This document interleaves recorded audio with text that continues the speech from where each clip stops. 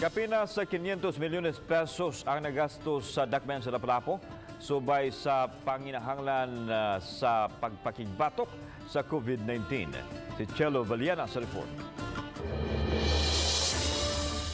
Gipahibaw ni Lapu-lapu City Administrator Danilo Almendras nga nakapalabang na ang dakbayan ug upat ka supplemental budget aron lang matubag ang panginahanglan sa pagtumaw sa COVID-19.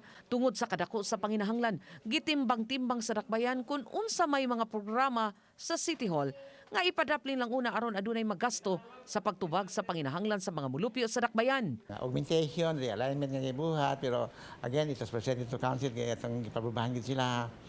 So, because of this COVID crisis, nakaginagastos ang gobyerno sa ang local government. Gipahibaw ni Judith Forota, Assistant City Budget Officer, nga musumada na sa Kapin 500 milyones pesos ang nagasto sa syudad.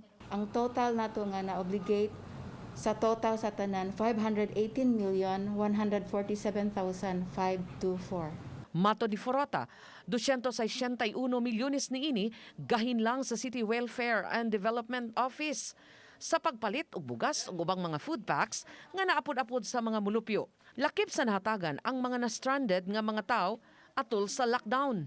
Nag-appropriate tag 261,932,500 pesos ug na-obligate halos nahurot na jud. Migasto na usab ang Disaster Risk Reduction and Management Office og 22 milyones pesos sa ilang gahin sa nagpadayon nilang pakig-away sa COVID-19. Gipasabot ni Forota, gikuha nila ang gahin sa surplus sa miaging tuig ug sa ubang mga proyekto sa nanglabayng katuigan. Dugang pahibaw ni City Administrator Almendras nga way gigasto ang dakbayan sa mga OFW nga miabot agi sa Mactan Airport.